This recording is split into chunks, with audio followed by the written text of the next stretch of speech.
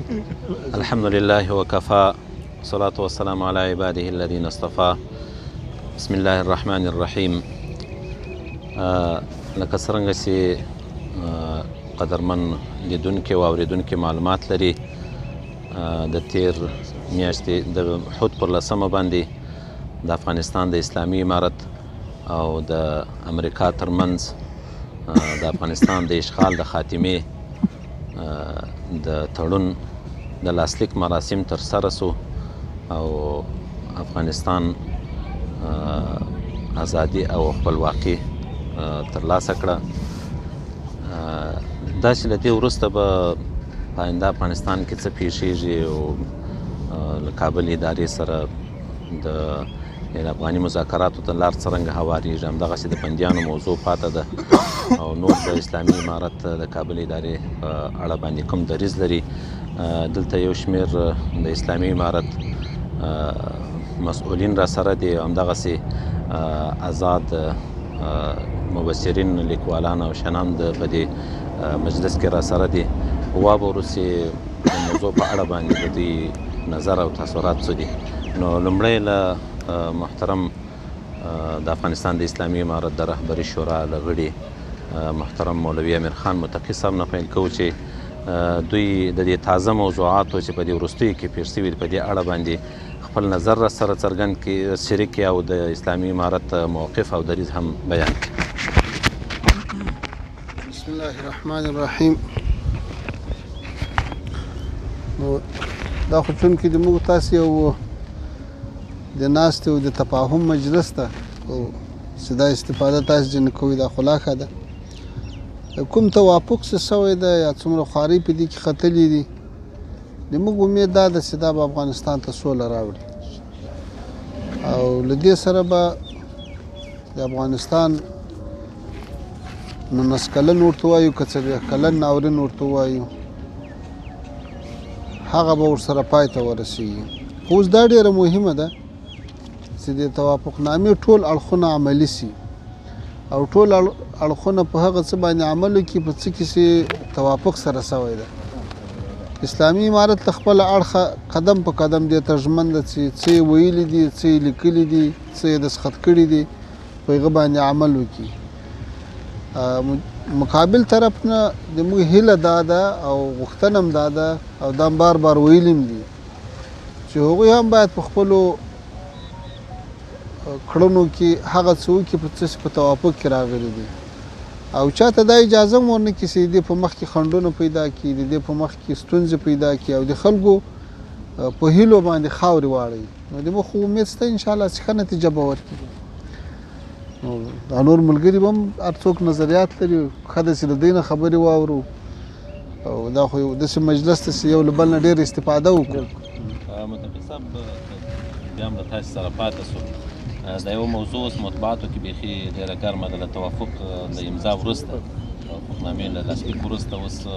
اکثره افغاني میډیا کې دا خبر راځي، په نور میډیا کې هم د طالبان اوس پر خارجیانو سره په توافق لاسلیک سو، بین افغاني جګړه شروع سوه، افغانانو سره جنګ شروع سو، دا 13 ورځ عملیات شروع سوي دي. دغه ذهنیت به څرنګه تاسو دا تشویش به څنګه راپورته دپاره څه جواب لري؟ له لوی سره دا توافق جوړ سوی داسې ده چې په ځینو سیمو کې به جګړه وي، په ځینو کې به نه وي. قدم په قدم باندې د مثال په ډول موږ له امریکایانو سره مذاکرات وکړو، بالاخره یوې نتیجې ته ورسېدو. تر کومې ورځې چې نتیجې ته نه ورسېدلې، تر هغې ورځې پورې جنګ روان، تر هغې ورځې پورې بریدونه روان. چې کله نتیجې ته ورسېدلو، توافق ته ورسېدلو، دوی دې ته غاړه کېښوده چې له افغانستانه به وځي. نو چې له افغانستانه وځي موږ دې ته حاضر یو چې دوی ته لاره ورکړو، دوی ته مسؤل چاپېریال برابر کړو چې دوی په هغو کې خپل قواوې وباسي او نور د موږ خاوره راپرېږدي. داسې اوس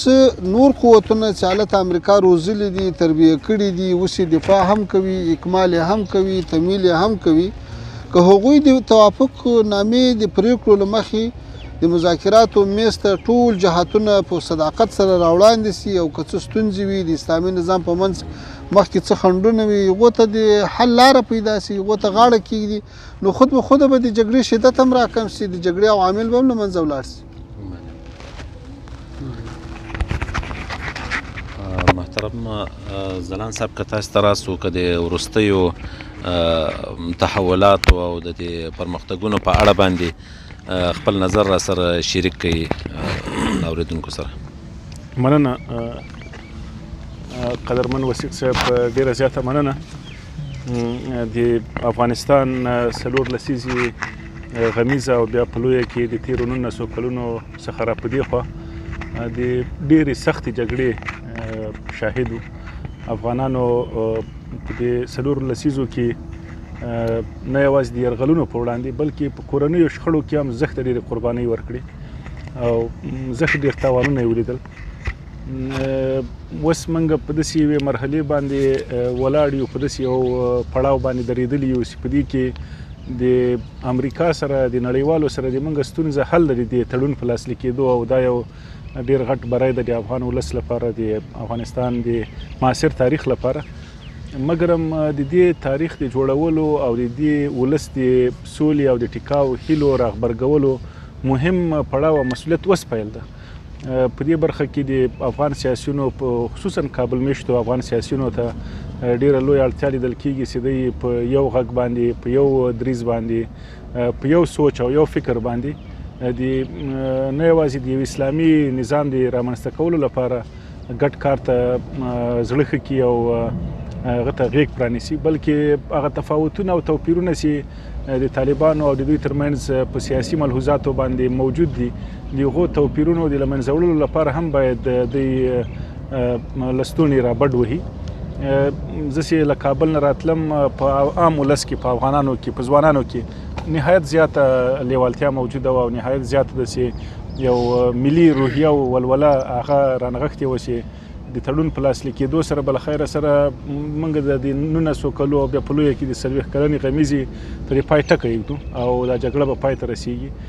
مګر بیا موږ ګورو چې د تړون څخه را په دې خوا د اورکم کم بحث موجود و، د بیرته یو څه هغې کې شدت رامنځته کېدل. د ځینو په کابل کې د ځینو کسانو او ځینو کسانو حتی په دوحه کې د داسې غبرګونیزو خبرو را برسېره کېدل چې هغه د افغانۍ هیلې، د افغان ولس هیلې له سولې سره هغه کاواکه کوي، کمزوري کوي. دا نه یوازې ویره رامنځته کوي هغه د پخواني تاریخ د تکرار، بلکې دا اندېښنې هم رامنځته کوي چې موږ لا هم هغه سیاسي بلوغ ته نه یو رسېدلي، نسو کولی خپلې بریاوې وساتو. موږ که چېرته د شورویانو په خلاف د جګړې پایله، نتیجه او بیا د هغه څخه را په دې خوا د احزابو ترمنځ تفاوتونه، توپیرونه ګورو، ډېر ملامتي افغانانو ته ورګرځي، افغان سیاسیونو مشرانو ته ورګرځي. هیله ده چې دا ځلې د دغو ملامتیو څخه موږ درس اخیستی او پرېنږدو چې دا ملامتي یا د طالب لوري ته یا په افغان سیاسیونو ته که هغه هر څوک یې هغه ته ور واوړي. افغان ولس ډېرې قربانۍ ورکړي، افغان ولس ډېرې سرښندنې کړي دي، افغان ولس ډېر منت او احسان په سیاسیونو باندې، په مشرانو باندې پروت ده. هیله ده چې دغو منتونو او احسانونو ته په ډېر مسؤلانه توګه باندې ځواب وویلی سي. زه دلته چې کله له دې مشرانو سره وینم، دوستانو سره همدغه یو اندېښنه ورسره شریکوم او دوی په وار وار باندې ډاډ راکوي. خدای دې وکړي چې دغه ډاډ په عمل کې لکه څرنګه چې ښکاري ساتل سوی دا وساتلی سي. کابل کې موږ له سیاسیونو سره ډېر خبرې کړې دي، هغلته هم د یوې ملي اجماع د رامنځته کولو لپاره ډېر بحث کړی، د روډ مپ، د پیس روډ مپ یا د سولې د یو طرحې په توګه یو څه جوړ کړي هم دي. هیله ده چې ډېر ژر له خیره سره د بین الافغاني ناستو په ترسره کولو سره موږ د دغو ژمنو وعدو چې له سیاسیونو او طالبانو څخه لرو، دا د ولس په توګه، د ملت په توګه، د افغان مظلوم ولس د یو غړي په توګه باندې په عملي ډګر کې هم وګورو. او کراتوس په تېره ورځ یو بل پرمختګ هم وسو، د امریکا ولسمشر ډونالډ ټرمپ د افغانستان د اسلامي امارت له سیاسي مرستیال محترم نابرادر اخوند سره مخامخ 15 دقیقې ټلیفوني خبرې وکړې. په دې حساس پړاو کې دغه ډول خبرې تاسو څرنګه ارزوئ؟ مننه وثیق صاحب، دا خو یعنې یو ډېر غټ تحول ده. که موږ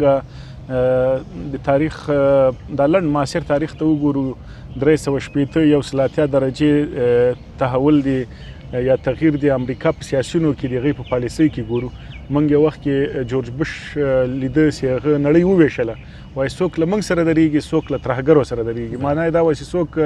د طالبانو په خوا کې دي او څوک د نړۍ په خوا کې دي تقریبا ټوله نړۍ د ده سره ودرېدله نن موږ د مغه امریکا بل منتخب ولسمشر ګورو چې هغه له طالبانو سره د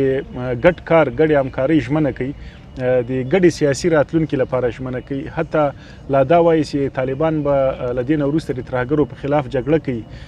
دوی د افغانستان د بیا ودانۍ په برخه کې د طالبانو سره د مالی مرستو د اخلاقي مرستو د مختلفو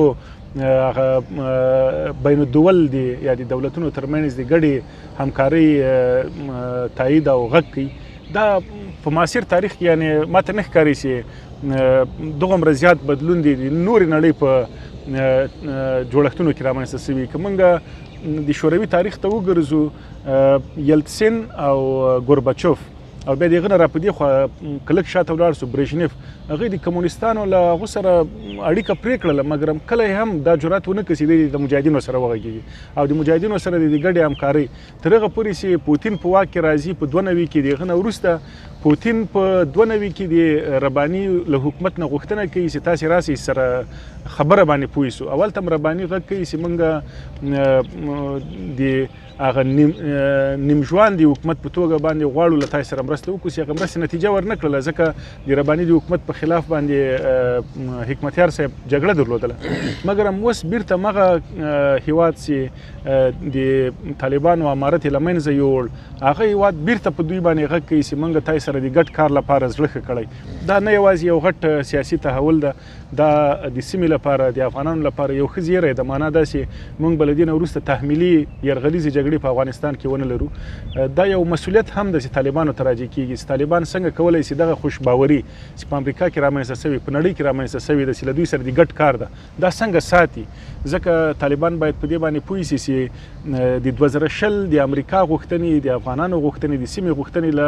4 شپږ 8 څخه متفاوتې دي اوس نړۍ د ټکنالوژۍ د همغږۍ د یو د بل د منلو د زغم او د بردوبارۍ نړۍ ده په دې کې د ګډ کار لپاره باید طالبان نه یوازې سیاسي کار وکړي بلکې د نړیوالو تعاملاتو له مخې نه په ځینو حقوقي چوکاټونو کې دوی باید ځانونه ځای پر ځای کړي تر څو وکولی شي د افغان ولس په اډانه کې د هغوی په وجود کې د هغوی په شتون کې د پرمختګ لپاره ټیکاو لپاره د بساینې لپاره نړۍ ته لاس ورکړي دا به د طالبانو ځواکمنتیا هم پیاوړې کړي او دا به د افغان ولس هغه د سولې او د ټیکاو سره تړلې هیلې هغه هم راغبرګي کړي هغه به وغوړوي او په لویه کې به موږ وکولی سو له دغه فرصت څخه په استفاده باندې د خپلو تاریخي د موږ د مشرانو د تاریخیو غلطیو او سهوو څخه هم په استفاده باندې وکولی سو یو نوی تاریخ او نوی باب پرانیسو بله محترم د سیاسي چارو کارپو تکړه لیکوال محترم مطمئن صاحب تاسو ته به راسو لکه څرنګه چې تاسې معلومات لرئ د افغانستان د اسلامي امارت او د امریکا ترمنځ د کوم تړون چې توافقنامه باندې امضا وسوه له هغه وروسته ویل سو چې تر 10 د مارچ پورې تر څو چې بین الافغاني مذاکراتو ته لار هوارېږي د افغانستان د اسلامي امارت 15,000 بندیان او د کابل رژیم 1000 بندیان به ازادېږي له هغه وروسته د کابل ادارې چارواکو له دې پرېکړې سره مخالفت وښود که راته ووایاست څوک د سولې سره مخالفت ښیي او د سولې په لار کې خنډونه پیدا کوي او دا هم راته ووایاست چې دوی به تر پایه هم په دغه دریځ باندې پاتې سي او که به دا خبره ومني بسم الله الرحمن الرحیم ډیره مهمه دغه مسایل چې سړی باید ولس سره شریک کړي طالب مشرانو سره شریک کړي افغان سیاستوالو سره شریک کړي زه د موقع نه په استفاده غواړم چې له همدې ځای نه زه به دې پوښتنې ته مشخص وروسته راسم زه ځینې وړاندیزونه طالبانو ته هم لرم ولس او سیاستوالو ته هم لرم دا یو ډېر ښه کار وسو چې امریکا سره تړون وسو او د هغوی د ځواکونو د وتلو لپاره مهالویش اعلان سو دا یو لوی پرمختګ ده له دې سره سره اوس نو دا سترګې طالب ته مو راوړي او هغه چاته چې طالب وکولی سوای په دغه وخت کې هغه ایران چې له دوی سره یې ستونزې لرلې له هغه سره یو ډول په اړیکو کې پرمختګ وکولی سو، هغه چین چې له طالب نه ویره لرله او طالب وکولی سول چې چین ته قناعتونه ورکړي، هغه روسیه چې یو وخت کې د طالب ضد وسلوال سپورټول طالب وکولی سوای چې هغوی سره اړیکې ورغوي، او حتی هغه امریکا چې د طالب په مرګ پسې، د طالب په وژلو پسې، د طالب په ورکولو پسې راغلي وو، طالبان وتوانېدل چې د مذاکراتو د لارې، د سیاست د لارې له امریکایانو سره جوړجاړی ته ولاړ سي. نو زه فکر کوم چې دا به اوس طالب ته ډیره اسانه وي چې له خپلو افغان سیاستوالو سره څه ډول مخ ته ولاړ سي. دا چې له ایران، چین، روسیه، امریکا سره مخ ته تللی سي، طالب کولی سي چې د خپلو افغانانو سره په دغه پرغه کې د جګړې په برخه کې څه ډول دغه جګړه ختمه سي او له افغانانو سره په راتلونکي باندې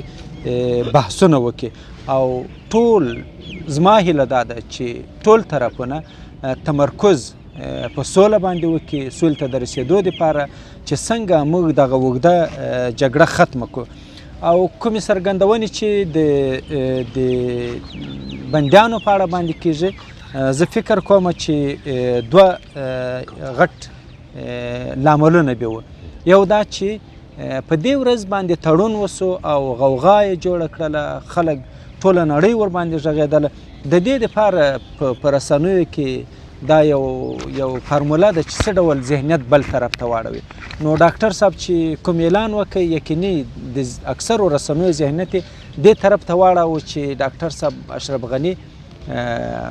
په دې باندې بندیانو کې توافق نه لري. او حال دا چې خپله حکومت څو ځله ویلی دی چې دوی ته امریکایان احوال ورکوي، ورسره تماس کې دي او دوی د توافقنامې نه خبر دي. او دوم لامل به دا کېدای سي زه اوس هم په دې باندې متیقن یم چې افغان سیاستوال، افغان حکومت دې نتیجې ته نه ده رسېدلی چې د افغاني مذاکراتو لپاره یو ټیم وټاکي تر څو دغه موضوع پکې زندمنه سي. نو زموږ به هم له طالبانو نه هیله دا وي چې د افغاني ټیم په ټاکلو کې له افغانانو سره همکاري دوی هم وکړي او افغاني مذاکراتو ته زمینه مساعده سي. او دا چې دغه یو تاریخي سند امضا سو، په دوحه کې امضا سو، له امریکایانو سره امضا سو، د دې تاریخي سند ارزښت په کتلو سره د دې معنوي محتوا وساتل سي. که بیا هم طالبانو نه تېروتنې کېږي، لکه د مجاهدینو په وخت کې چې حزب اسلامي او جمعیت اسلامي یا شورای نظار ترمنځ وسولې، خپله دغه تاریخي سند ارزښت له لاسه ورکوي. نو طالبان هم باید دې ته متوجه وي، افغان سیاستوال هم باید دې ته متوجه وي چې څنګه دغه تاریخي ارزښتونه زموږ وساتلی سي. او مهمه دا ده د جګړې دپاره ځینې خلک به مجبوریتونه لري، ستونزې به لري، نو د هغوی ستونزې درک کول پکار دي. زه فکر کوم چې د هر چا تمه دا ده چې دا جګړه پای ته ورسوو. نو چې د خبرو له لاره پای ته رسول کېدلی سي، له ځینو نورو لارو نه پای ته رسول کېدلی سي، ښه دا ده چې په دې باندې عمیق فکر وسي چې مرګ ژوبله څه ډول راکمولی سو. او طالبان هم ښه ده چې دې ته متوجه وي چې که دوی چېرته کابل ته ځي او دا ځلې نظام راځي، نو یو نوی افغانستان ته ورځي. دا هغه افغانستان نه ده چې په 1996 کې و، دا هغه افغانستان نه ده چې په 1994 کې و، او دا هغه افغانستان نه ده چې په 2001 کې چې امریکا حمله کوله. داسې افغانستان ده چې نن هغه ماشوم چې پیدا سوی ده د امریکا له حملې نه وروسته، هغه نن 18 کلن ده، او څو کاله مخکې چې پیدا سوی هغه نه طالب پیژني، نه د دې ټولنې سره بلده. پکار دا ده چې طالب ډیر زغم ولري، ډیره حوصله ولري، ځکه په 18 کاله کې رسنیو هغه څه ویلي دي چې غوښتلی چې دلته یو بل نسل راولي، یو بل نظام راولي. نو که طالب له دغسې یو شي سره ځان اماده ونه ښیي، ځان ورته جوړ نه کړي، دا به د طالبان لپاره ستونزه وي. او هلته چې هغه ځوانان دي هغوی هم اندېښنې لري، تشویشونه لري. پکار دا ده چې د هغوی اندېښنو تشویشونو ته سرلوسه پې باندې فکر وسي. او تر ټولو مهمه دا ولس چې ده د ټولو خواو نه قرباني سوی ده او ستونزې ورته پیدا سوي دي او تکلیف سوی ده. د طالب د جګړې سنګر هم په ولس کې و، د حکومت د جګړې سنګر هم په ولس کې و، د امریکا بمبهار هم په ولس باندې و. نو ښه دا ده چې طالب افغان حکومت دا ټول د ولس هغه غوښتنې چې دغه جګړه پکې کنټرولېدلی سي دا جګړه پکې ختمېدلی سي هغوی ته ډېر زیات توجه وکړي او د ولس په مرسته باندې د دغه تړون ارزښتونه وساتي او یو داسې نظام منځته راسي چې هغه ټول افغانان پکې ځان وویني همه شموله نظام وي.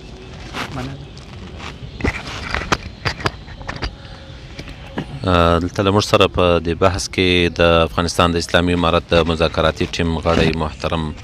انس حقانی صاحب هم ګډون لري. حقانی صاحب که راته ووایاست د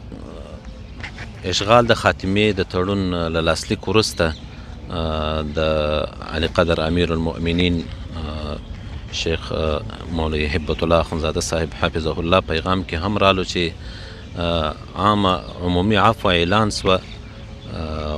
وویل څوک چیرې څوک وغواړي چې د اسلامي امارت سب ته راسي دلته ملګري سي دوی ته عمومي عفو اعلان ده. نو تاسو که په دې اړه معلومات راکړئ دغه عمومي عفو په څه معنا ده؟ یعنی هغه کسان چې اوس دستي د دشمن په صف کې اوس هم ولاړ دي د کابل ادارې چارواکي د اردو کسان پولیس او داسې نور په دې اوس حالت کې هغوی ته عفو ده که دغه لږ واضحه سي څرنګه عفو ده که په دې اړه معلومات راکړئ او ولس ته څه پیغام لرئ؟ بسم الله الرحمن الرحیم. ټولو ګډونوالو په اجازه ټول لیدونکو اورېدونکو ته سلامونه او احترامات وړاندې کوم. دا سوال ځواب وروسته خو هغه نه مخکې دغه تړون او دغه لوی بریا په هکله یو څو خبرې کول غواړم. محترمو مخکې که موږ فکر وکړو دا جنګ افغانستان ته د کومې وجې نه راغی 2000 اول کې هغه لوی لامل یې اشغال و او څومره افغانان چې په دا تېرو 18 کلونو کې موږ ولیدل د ماچ په زندان کې وخت تېر کړو د دوی د کابل د ادارې لوی مسؤلین هم چې کله به د امریکایان نه یوازې ما سره مخامخ شول خپل افغاني غیرت به موږ ته خودو ویل به چې لوی لامل د دغو ستونزو دغو مشکلاتو هغه اشغال دی او د بهرانیانو وجود دی دلته. خو کله کله به چې موږ ډېر بحث ورسره وکړو نو وویل چې خدای د دغه بهرنیان درد د افغانستان نه وباسي. هغه د دوی اقرار دی موږ خو وایو موږ یا په جګړه کې ورسره ښکېلو دا طرف خلک لګیا دي نو هغه د دوی اقرار په دې باندې دی. دغسې نور افغانان چې بېطرفه پاتې شي په خارج کې ژوند کوي ټولو په دې باندې دا کوله چې اصلي لامل د مشکلاتو هغه اشغال دی. تر څو چې اشغال موجود وي تر څو دلته کارري نشي راتلی تر څو دا مشکلات نشي حل کېدلی. اوس الحمدلله موږ تاسو شهیدان یو په هماغه ځای کې ناست یو چې پرون بله ورځ دلته تړون شوی دی د اشغال د خاتمې او هغه خلکو چې پرون چیغې وهلې چې راځئ سوله کوو سوله کوو موږ هم د سولې دروازې مخکې ورته خلاصې وې. هغه خلک نن بیا مخالفت کې ودرېدل دغه سولې او د دغه تړون مخالفت یې وکړو او همدا اوس ستونزې پکې پیدا کوي. نو نن هغه خودغرضه او د واک تږي او د واک وږي خلک معلوم شول او هغه خلک هم معلوم شول. موږ باید دا دعوه په خپله ونه کړو چې موږ سوله غوښتونکي یو د سولې مخالفین دي. خلک باید دا قضاوت وکړي. خلک دا قضاوت باید وکړي چې سولې مخالف اوس زه یم که هغه دی موږ یو که دوی دي. هغه امریکا چې د اشغال لوی لامل موږ د ستونزو لوی لامل د دوی اشغال ګڼل کېدو هغه نن په دې راضي شوه چې د افغانستان نه ووځي او موږ دوی ته لاره ورکړو. هغه موږ سره دا ومنل چې موږ 15,000 بندیان د افغاني مذاکرات نه مخکې راخوشو. خو اوس امریکا راضي شو او هغه خلک چې پرون د سولې نارې وهلې او ویلې چې خارجیان چې وځي موږ افغانانو سره جوړېدلی شو په خپل واک او په خپل منصب او اقتدار باندې وویرېدل او هغه ژوند هغه څو ورځې نعمتونه چې دوی تر سیوري لاندې ورته رسېدل د هغې په محرومیت باندې وویرېدل. نن دوی د سولې مخالفت شروع کړو د بندیانو مسله یې راپورته کړه. نو افغان ولس باید په خپله قضاوت وکړي. ګوته زه باید شاته ونه نیسم دوی باید موږ ته ګوته ونه نیسي نو دوی باید دا قضاوت په خپله وکړي. دغه سوالونه ټول پکې جواب کېدلی شي. خبره ده بله خبره دا د سوال مطابق هغه دا ده چې شیخ صاحب امیرالمؤمنین هبت الله اخندزاده صاحب حفظه الله الله دې خپل حفظ امان کې وساتي هغه ډېر لوی ګام اخیستی دی. یقینا په داسې حالت کې همداسې د شان سره مناسبه وه او دا د ترحم د شفقت وخت دی چې باید د افغانانو هغه ټول په سرو تېر شي چې څوک په خپل عمل باندې پښیمانه وي یا د خپل تېر بد عمل نه راګرځېدلی وي. نو دا په داسې وخت کې ډېر مناسب ګام دی. ما خپل فهمه ښه عکس العملونه هم د هغو خلکو چې څوک سوله غوښتونکي دي ښودلي په دې باندې نور به هم په آینده کې انشاءالله ښه نتایج مرتب شي. وایي دغه معنا دا هم نه ده چې یو څوک تر اوسه پورې په خپل عمل باندې لګیا وي هغه اعمال ترسره کوي تر اوسه پورې چې ترسره کول او په هغه بد اعمالو باندې مرتکب دي هغې مرتکب ګرځېدلي وي د هغوی دپاره د هغه دپاره ده که ته نن اوس دوی د هغه عمل نه راوګرځېدو نو دی په هغه فرمان کې او په هغه امر کې داخلېدلی شي چې کوم دپاره ده وینا کړې ده کوم دپاره دوی اعلان کړی دی هر چا دپاره نه ده نو دغه وضاحت هم خلکو ورکړی دی د اسلامي امارت نور نمایندګانو مسؤلینو ویاندویانو هم ورکړی دی خو دا باید ټول خلک هغه خلک چې دغه افغانستان باندې زړه خوږېږي خپل راتلونکی خپل ژوند خپل مرګ په دې وطن کې غواړي د دې باندې مینه ورسره وي هغه ټول باید د دې نه ښه استفاده وکړي تر اوسه پورې خلکو ویل چې طالب جنګ غوښتونکی دی جنګ خوښوونکی دی سوله او عفو نه پېژني دا دی یا اوسه پورې موږ هغه دی تر کابل د اقتدار تر هغه ځایه رسېدلي هم نه یو نن اعلان درته وکړو د سولې او د عفو دروازه یې درته خلاصه کړه او بیا هم چې څوک د دې نه ښه استفاده نه کوي بیا هم طالب باندې د سخت درزۍ ټپول کېږي نو دا بیا ډېره بېانصافي ده ډېره بېانصافي ده زه دا نه وایم چې زه اوس د ځان دفاع وکړم یا د طالب دفاع وکړم په عموم کې نو خلک باید خپله په دې خبره قضاوت وکړي هر چا د خپل الله تعالی عقل ورکړی دی نو انسان باید د خپل عقل په کار واچوي نور انشاءالله مشکلات به هم حل شي په عموم کې هغه لوی مشکل حل شوی چې هغه د اشغال خاتمه او په خپله هغه خلک په دې باندې قایل شوي دي چې موږ وځو یو تړون یو لاسلیک ته یو هوکړې ته رسېدلي دي هغه موږ تاسو ټول ولیدل موږ تاسو شاهدان یو او دا نور مشکلات چې دي اقتدار غوښتونکي د اقتدار وږي خلک چې هغه د سولې په لار کې خنډونه جوړوي دا په تاریخ لحاظ سره په تاریخي لحاظ مطالعه وکړي وګوري الله پاک داسې خلکو ته کم وخت مهلت ورکړی دی دا ستونزې دوی دایمي کېدلی نه شي دا به د افغانانو په اجتماعي غوښتنې دوی د دغه قربانۍ د تکلیفونو د قربانۍ د تېرولو ګاللو د وجې نه به انشاءالله دا خنډونه په خپله له منځه ځي او چې هغه سیاسیون په هغه بخش په هغه سبک ولاړ دي هغه هم باید له پراخ فکر له پراخ نظره کار واخلي له انصاف او زغم څخه کار واخلي دې ته ونه ګوري چې نن دلته څوک دی دغه خنډ پکې جوړوي دوی باید مستقیما د خپل وطن د خپل راتلونکي په خاطر خپله پرېکړه وکړي په دې کې هلې ځلې وکړي دا ما خپل فکر خپل نظر و په دې باره کې تاسو سره شریک کړو خدای دې وکړي چې ټول دپاره یې ډېره مننه متقي صاحب که بیا تاسو ته راسو خبره لکه انس صاحب چې وکړه حقاني صاحب هغه دا ده چې اسلامي امارت خو له خپل لوري هر چا به دا ویل چې دوی مذاکراتو ته ناظري مذاکراتو ته حاضر شو په مذاکراتو کې هغه د ډېر څه په ډېر څه کې تنزل وکړو په ډېر څه کې د جانب مقابل خبره واورېدله او ډېر څه ته یې لاره هواره کړه تاسې باور وکړئ د مذاکراتو په بهیر کې موږ څه داسې اقدامات هم کړي دي چې د مقابل لوري سره کومک کړی دی چې دوی ته کار اسانه شي د مثال په ډول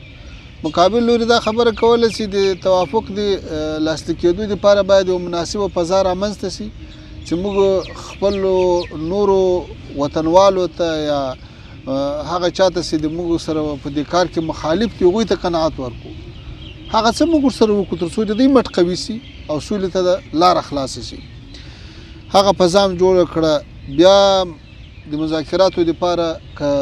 له امریکا سره و که بین الافغاني مذاکرات هغو ته اسلامي امارت ټیم جوړ کړو او هغه په هر وخت کې حاضر ده بیا په دې لاره کې څه خنډونه وو د سیمې د هیوادو د ګاونډیو هیوادو ټولو ته هم سفرونه وکړو تقریبا یوه سیمه ییزه اجماع رامنځته کړه تر ډېره حد هم دې ته لاره هواره کړه بیا ما د اوس مقابل لوري ته چې هغه په کابل کې سیاسیون دي نور مختلف اړخونه دي هغو ته هم بیا د مذاکراتو دعوت ورکړو هغوی تر اوسه په دې نه توانېدلي چې اقلا یو د ناستې لپاره یو ټیم تعین کړي یا اتفاق ورباندې وکړي یا اعلان کړي یا دومره وشي چې هغه ابتدایي خبرې ورباندې شروع شي دې حتی تر اوسه پورې نه دي رسېدلي بیا د بندیانو د خلاصون موضوع ده دا بندیان هم بشر ده دا هم کورونه لري اولادونه لري د دې وطن خلک دي او یوازې د موږ د طرف بندیان نه دي د دوی د طرف بندیان هم خلاصېږي خو اوس هغه د خپلو بندیانو باندې هم شفقت نشته چې هغوی ته د خلاصون لاره هواره شي او دا بندیان حتی په دې کې اکثره بندیان داسې دي چې د دوی د خپلو قوانینو له مخې هغه د بند مدم پوره کړې ده هغه وخت یې هم پوره ده کلونه کلونه په زندانو کې تېر کړي څوک ناجوړه دي څوک معیوبه دي چا وخت پوره کړی او چا هیڅ هم نه دي کړي هسې په دې نامه باندې چې طالب یې په کور کې مړۍ خوړلې ده شپه یې تېره کړې ده او سبا چاپه ورغلې ده د کور یې 4-5 کسان پورته کړي دي نو اوس د بندیانو د خلاصون موضوع ده دې ته بیا توجه نه کېږي په دې کې خنډونه پیدا کېږي همداسې موږ وایو چې د موږ له طرفه چې څه کېدل هغه موږ وکړو اوس باید هغه بل طرف هم میدان ته راوړاندې سي په دې ولس باندې رحم وکړي شفقت وکړي سهار یو دریځ ماښام بل دریځ یوه ورځ یوه خبره بل ورځ بله خبره دا خو د ټول افغانستان موضوع ده دا خو ډېر فکر غواړي په دې باید مشوره وسي هلته زه فکر کوم د کابل طرف کې یو لویه ستونزه دا ده چې د افغانستان مخور شخصیتونه سپینګیري شخصیتونه علما جهادي شخصیتونه پوهان مسلکي کسان دا له نظامه وتلي دي داسې معلومیږي لکه د تصمیمګیرۍ مرجع سي داسې خلک ګرځېدلي چې هغه نه د افغانانو په عادت پوه دي نه د افغانانو په خوی پوه دي نه د افغانانو په جرګو په مرکو پوه دي نه د افغانستان د ستونزو اساسي حل ته متوجه دي کاش کې له هغه طرف ته هم داسې اقدامات سوي وای چې د مسلې د واقعي حل دپاره کوشش سوی وای بس ته که چا پیسې ډېرولې هم ډېرې کړې که چا شهرت وخت هغه یې حاصل کړو که چا اقتدار وخت د اقتدار خوندې یې وکړو چې اوس ټولو په دې ملت باندې رحم کړی وای او د ستونزې ته یې د حل لاره پیدا کړې وای او د افغانستان آینده یې ژغورلی وای زما پوښتنه دا وه ستاسې خو د امریکایانو سره ډېر تقریبا 9 میاشتې 10 میاشتې 9 پړاوه مذاکرات سخت مذاکرات هم ترسره کړل اوس وروسته ستاسې په مخ کې یو بل مهم پړاو دی چې هغه مخکې تاسې هم اشاره ورته وکړه چې بین الافغاني مذاکرات دی له افغان سیاسیونو سره او نورو متنفذینو سره به ګورئ څومره خوشبینه یاست او څومره مطمئن یاست چې دغه پړاو به هم په ښه توګه ترسره شي یعنې ته اندازه ولګوه امریکایان چې له زرګونو کیلومتره لرې نه راغلي دي او راغلي په جنګ او په یرغل دي او د افغانانو په هیڅ خوی او بوی او عادت هم نه دی بلد او موږ هم له دې نه د غومره لرې پاتې سوي چې موږ له هغو سره یوې نتیجې ته ورسېدو یوه داسې توافق ته ورسېدو چې د دوی ټول ټیم ورباندې قانع سو او د موږ ټیم هم ورباندې قانع سو له هغه بعد موافقتنامه لاسلیک سوه نو له افغانانو سره خو تر دې په ښه طریقه سره نتیجې ته رسېدلی سو خو البته له هغو افغانانو سره چې هغه د افغانانو ګټې په نظر کې ونیسي هغه د بهرنیانو ګټې په نظر کې ونه نیسي هغه ملي مصالح په نظر کې ونیسي هغه د اسلام هغه لوړ علیا مصالح په نظر کې ونیسي او هغه په دې ولسو په دې ملت باندې رحم او شفقت ولري زه وایم که دا خلک خبرو ته راوړاندې سي او بیا په مسایلو باندې بحثونه وسي که په هغو کې بیا خنډ راځي نو دا به معلومه سي چې په دې کې څوک مشکلات پیدا کوي اوس خو مشکل دا د هغه نارې چې دوی دغه 18 کاله والي چې طالب مجاهد سوله نه کوي خبرې نه کوي مذاکرات نه کوي او خبره د چا نه اوري اوس هغه د رښتیا میدان موږ به همیشه دا خبره کوله چې دوی د مجاهدینو تسلیمي غواړي مجاهدینو سره خبره موافقه توافق تفاهم نه غواړي نن هغه خبره په اثبات ورسېدله چې د موږ لخوا هغه د ډېرو زیاتو برخو کې پرمختګ وسو او بیا ورته حاضر یو خو د دوی له خوا نه خنډونه جوړېږي زه فکر کوم که مقابل لوري هم په اخلاص سره د میدان ته راوړاندې سي او ما درته ویل د ملي او اسلامي مصالح په نظر کې ونیسي بیا دا مسایل هم اسانه حل کېږي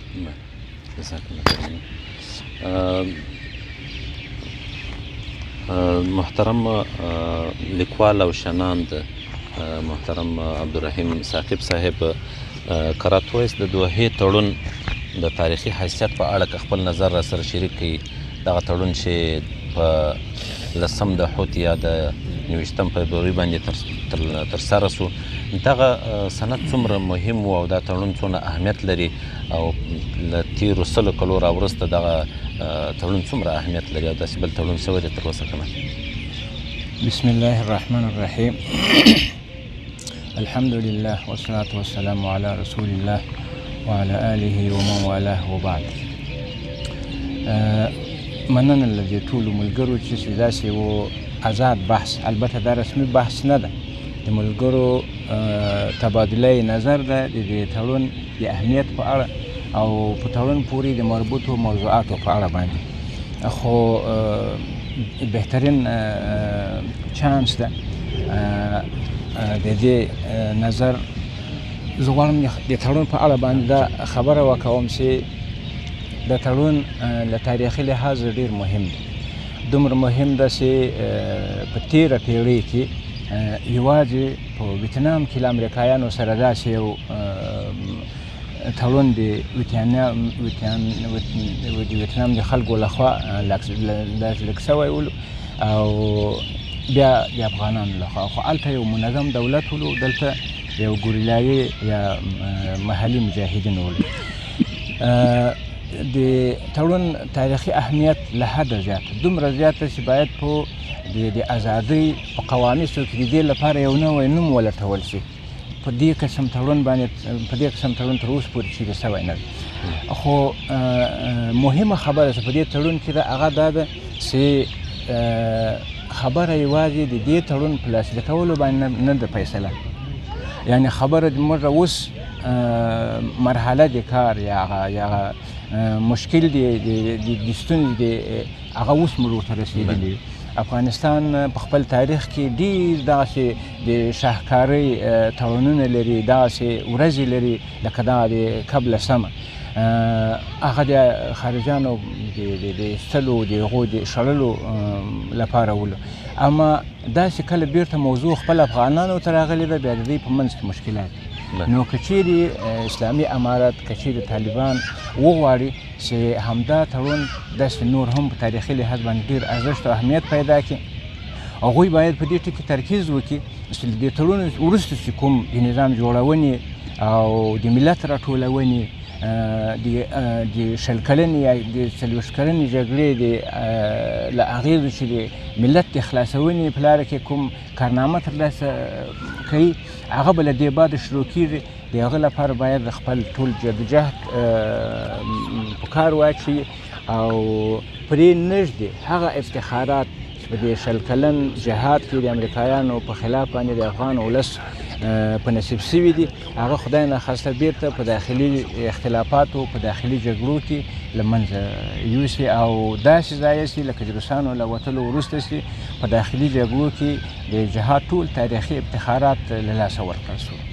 جزاک الله دومره نظر ولکړي ډېره مننه محترم مفتي انعام الله سمنګاني صاحب که تاسو ته راسو که راته ووایست دغه اوسنۍ د کابل ادارې کوم نظام چې دغه د خپل نظام پر دې بقا باندې ډېر ټینګار کوي آیا دغه نظام په دې ارزي چې دغه د سولې د اوس پروسه تر دې نظام قرباني سي که په دې اړه خپل نظر راسره شریک کړئ بسم الله الرحمن الرحیم حامد و مصلی و بعد اولا احترامات و تسلیمات خود را خدمت تمام حاضرین این مجلس ارائه میکنم خوشحال هستم که میان بزرگان امارت اسلامی و دیگر تحلیلگران گرامی اینجا حضور دارم الحمدلله 10 هود 2 روز پیش یا 3 روز پیش مراسم پیمان پایان اشغال در دوحه پایتخت کشور قطر امضا شد. یک روز خوشحالی، روز با افتخار و روز سعادت برای تمام مردم افغانستان بود و امیدوار هستیم که انشاءالله العزیز مژده ها و بشارت های دیگری را هم با خود داشته باشه. سوالی را که شما مطرح کردید در رابطه با اینکه اداره کابل بر بقای این نظام اصرار داره، اصرار اینها تا چه اندازه منطقی است و واقع بینانه است. در این مورد باید گفت که ناکامی اداره کابل از هر نگاه، از هر لحاظ و در هر عرصه برای هیچ کس پنهان نیست. اداره کابل فعلا در عرصه فساد اداری در سطح جهان جایگاه امتیازی داره و همچنان در عرصه فساد مالی فساد اداره کابل به اوج رسیده و در سطح جهان از جمله فاسدترین کشورهای جهان یا از جمله فاسدترین اداره های جهان شناخته میشه و در مجموع مردم افغانستان از این نظام چقدری که به سطوح آمده است مردم افغانستان بهتر درک میکنن، بهتر احساس میکنن. به احساسی مقامات اداره کابل در برابر مشکلات مردم افغانستان، در برابر تکالیف مردم افغانستان، در برابر رنجهای مردم افغانستان برای همگان هویدا و آشکاراست. لحاظا در چنین یک فرصتی که الحمدلله یک امیدواری پیدا شده برای مردم افغانستان که پس از خاتمه اشغال ان شاء الله العزیز یک نظام مستقل همه شمول و اسلامی در سراسر افغانستان حاکم می‌گردد. فکر می‌کنم که پافشاری مقامات کابل یا مقامات اداره کابل بر بقای نظام هرگز منطقی و معقول نیست. ما می‌دانیم که اداره کنونی کابل یک اداره پوشالی است، یک اداره تحمیلی است و برای منافع دیگران ایجاد شده بود و تاکنون پالیسی ها و استراتژی های اداره کابل بر مبنای منافع دیگران ترتیب داده شده و تشکیل شده و پیش رفته است. لحاظا مردم افغانستان در مجموع به این عقیده هستند و به این فکر هستند که برای یک افغانستان آزاد، افغانستان خوشحال و افغانستان اسلامی ما به این نیاز داریم که باید یک نظام جدید اسلامی به سرکردگی و به رهبری و به قیادت امارت اسلامی افغانستان تشکیل داده شود. تشکر. بله، ډیره مننه محترم ملا سلیمان آغا بهیر صاحب، په ختیځو ولایتو کې نظامي مسؤل. که تاسو ته راسو که راته ووایاست د دوحې د کپ د لسمې تړون چې په دوحه کې ترسره سو دا د نظامي مجاهدینو پر روحیه باندې څرنګه اغیز لرلی شي؟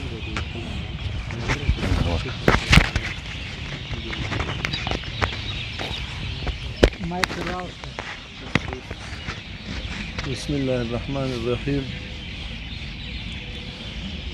ټولو اول تاسو ته سلام، بعد له سلام. نو مجاهدین خو په دې پوهېږي چې جنګ خو د یو هدف لپاره وي، جنګ د یو ارمان، د مقدس ارمان د ترلاسه کولو لپاره وي. نور په جنګ کې خو ستړیا شته، په جنګ کې تکلیف شته، په جنګ کې سرګرداني او زندانونه او تکلیفونه شته. نو مجاهدینو څه خوارۍ او تکلیفو ته ځانونه ورکړي دي او څه مشکلاتو سره یې ځانونه مخامخ کړي دي. تر ټولو لوړ او عالي هدف خو د اعلای کلمت الله ده چې د خدای دین پر ټولو عالي شي او په عین حال کې د خپل وطن دفاع وشي او هغه اشغالګران چې زموږ هېواد ته راغلي دي زموږ د اسلامي نظام د مقدسو اهدافو د له منځه وړلو، زموږ د استقلال د ترلاسه کولو په خاطر تجاوز او یرغل کړی ده. د هغو په خلاف مجاهدینو تورې ته لاس کړی ده. نو کله چې دغه هدف ترلاسه شي نو بیا مجاهدین خامخا په دې قانع دي. نو اوس په دغه تړون کې یا په دغه تعهد کې چې مسلمانانو ته خدای پاک یو لویه فتح او کامیابي ورپه نصیب کړه. د اسلامي امارت د مذاکراتي ټیم او مشرتابه په پوره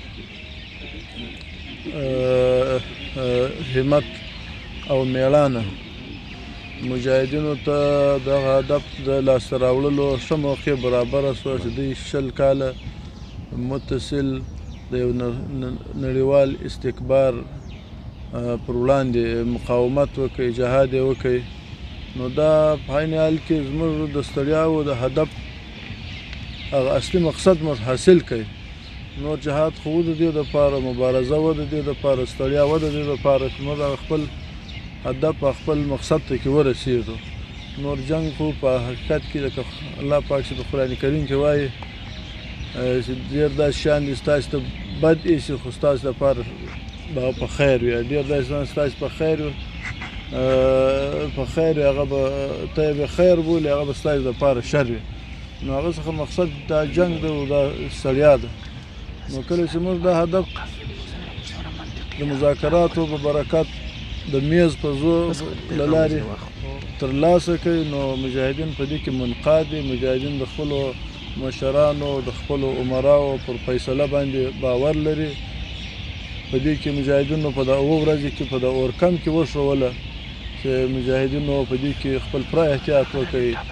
ټول افغانستان په ټول ولایاتو کې په ټولو اطرافو کې مجاهدینو پوره اطاعت وکړي، له دښمنو سره یې تر خپله وسه نرمي وکړله، تر هغو حدوداتو د پړاوونو ورتېر نه شول چې کوم چې خپلو مشرانو ته ټاکلي وو. نو الحمدلله په دې فیصله خوشحاله یو. د دې فیصلې څخه باید زموږ مقابل جانب دښمن هم استفاده وکړي، هغه دې د خپلو ګټو د خپلو ناروا اغراضو دپاره ولس نه تماموي، نه دې تباه کوي. که څه زموږ د مشرانو لخوا د جنګ په وخت کې هم د لطافت او د انعطاف او د شفقت او د نرمۍ توصیه موږ ته وله. له اسیرانو سره په معامله کې له خلکو سره که څوک به تسلیم شي بېخیر څونه مجرم به وي، موږ ته دا لارښوونه هدایت و چې له هغو سره موږ ښه رویه وکړو د محمدي غرا شریعت مطابق. اوس خو بیخي دوی ته موقع مساعده ده، ځکه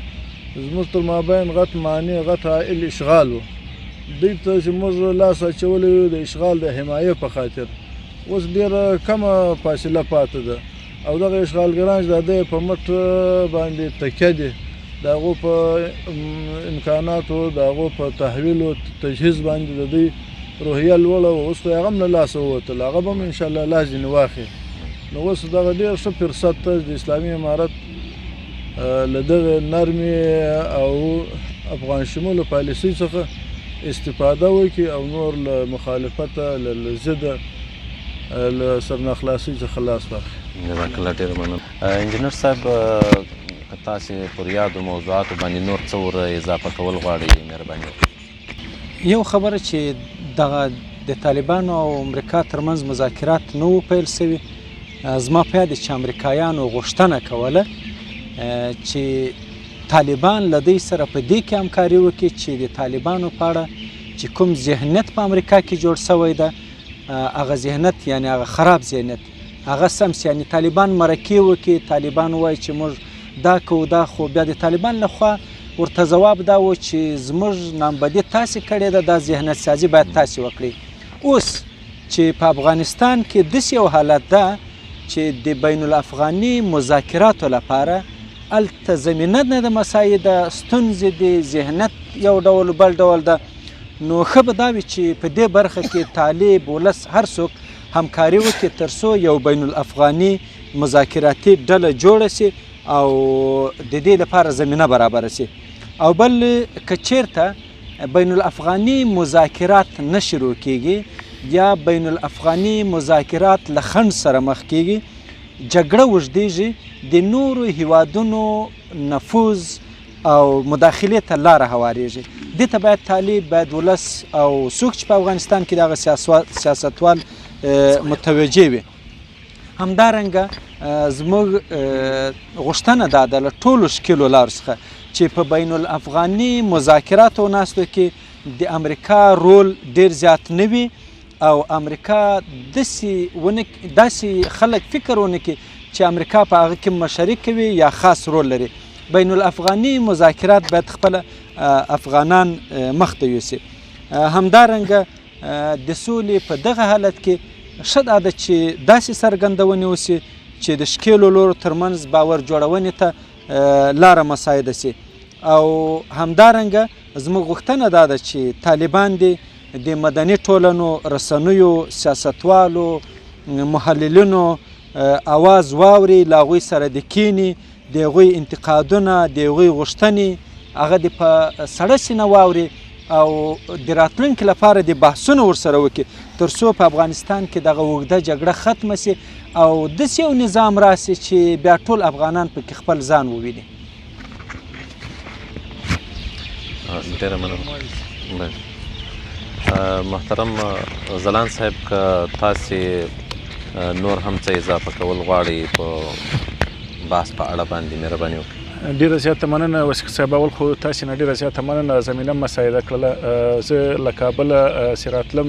په ځانګړې توګه له ګڼو ځوانانو سیاسي او مدني جوړښتونو سره مناسب درلودلې دي. هغوی دا پیغام اوسې کوم پرمختګونه چې په تېرو 1900 کلونو کې په افغانستان کې راغلي، طالبان په جګړه کې پاتې سوي دي، مسیران اکثره کله دننه کله بهر په ستونزو کې پاتې سوي، هغوی کیدای شي دا بدلونونه نه محسوس کړي. نو دا لازمه ګڼم چې د دې بدلونونو د ځوانانو پیغام هیلې غوښتنې دا باید دلته راغبرګې سي او دا په یو ډول باندې دې ته طالبان خپل ذهن خلاص کړي، دې ته طالبان باید خپله غېږ خلاصه کړي او طالبان باید دا حقیقتونه د نوي افغانستان د ډېرو اړینو ضرورتونو او اړتیاو په اډانه کې هغه ومني او ویې ګوري. د بیان ازادي د بیان ازادي د خلکو راټولېدا د میرمنو لپاره د تعلیم او د کار ترسره کول، د مختلفو سیاسي جوړښتونو سره ګډ تفاهم، د یوازې دې ته اړ پاتې کېدل چې حتمن د حکومت نوعیت امارت په دې باندې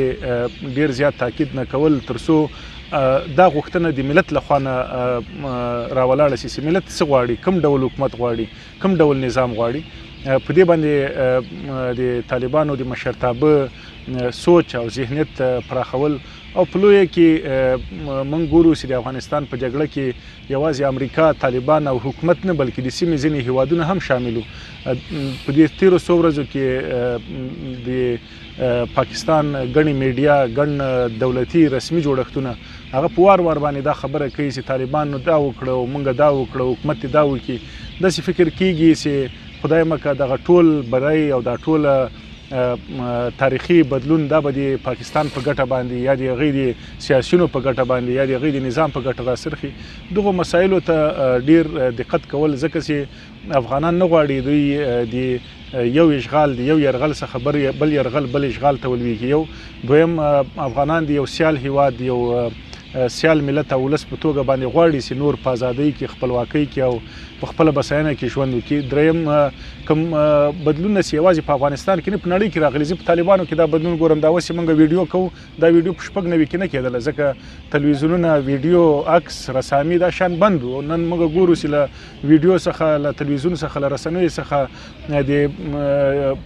رسنیو له مختلفو نوعیتونو څخه تر ټولو زیاته استفاده طالبان کوي. د ځوانانو دا باور چې کوم بدلونونه راغلي دي په ټولنه کې، دې ته ذهنیت پرانیستل، د ازادي، د بیان د ازادۍ سره، د خلکو د راټولېدا سره، د سیاسي فعالیتونو سره، د انتقاد سره، د نیوکو سره باید طالبان د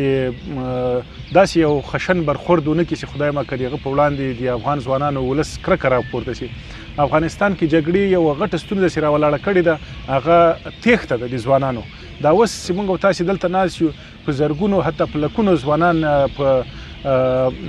یونان کې، د یونان په مختلفو ځنګلونو کې، د فرانسې په مختلفو ځنګلونو کې، د ترکیې په مختلفو ځنګلونو کې، د اندونیزیا او مالیزیا په ځنګلونو اوبو کې، هغوی د سیاسي پناه او د انساني قاچاق تر بریدونو لاندې په تېښته مجبور شوي دي. که چیرې طالبان خدای مکړه له سختۍ څخه کار اخلي، د نویمې لسیزې له مختلفو هغه ستونزو څخه چې دوی لرلې، د هغو د تکرار څخه کار اخلي، دا به دغه شخړه او کشاله لا ژوره کړي، د ځوانانو باور به لا راټیټ کړي او دا به خدای مکړه یو بلې غمیزې ته موږ ټېل وهي. له دې امله زه د هغو کسانو په توګه باندې چې له ځوانانو سره نږدې پاتې کېږم، د ځوانانو په ټولنه کې پاتې کېږم، د ځوانانو سره په تدریس او زده کړه کې پاتې کېږم، زما مسؤلیت جوړېږي چې ځان دلته متیقن کړم او تاسې سره دا پیغام شریک کړم چې تاسې نوي افغانستان ته داخلېږئ او په نوي افغانستان کې باید سینه پراخه وي، غېږ هم پراخه وي، ذهنیت هم پراخ وي او ټول ځوانان، ټول مختلف سیاسي اړخونه، مختلفې پرګنۍ، قومونه، هغه د یو واحد افغانستان لپاره په نویو ارزښتونو سره ومنئ. ډېره زیاته مننه. استاد او لیکوال محترم فیض ځلاند صاحب، د تاسو څخه یو جهان مننه. محترم مترجم صاحب، که د بحث په پای کې تاسې کوم اجتماعي پیغام لرئ، که له زموږ لیدونکو سره یې شریک کړئ، مهرباني وکړئ. مننه. پیغام خو همدغه ده چې د ټولو ملګرو څه وویل، دا د ټولو ګډ پیغام ده، دا د ټول ملت دردونه دي، دا د ټولو امیدونه دي. مهمه دا ده چې موږ خو کله شرایط داسې دي چې مثلا کابل ته نسو تلای، یا ځینو ښارو مرکزو ته نسو تلای، نو داسې ځوانان، داسې وروڼه او ملګري لیکوالان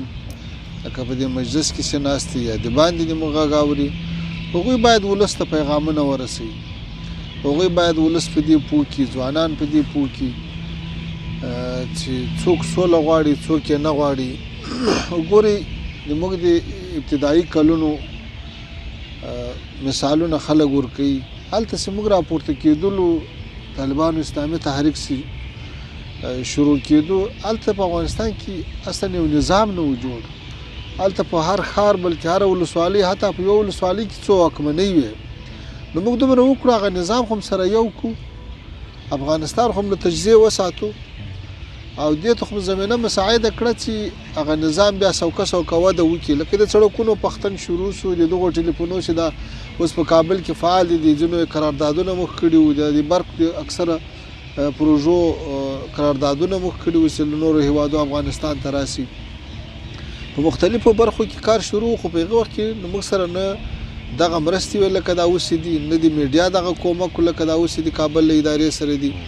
او نه په نورو برخو کې داسې یو کار او همکاري موجوده وه شرایط ټول جنګي وو حالات ټول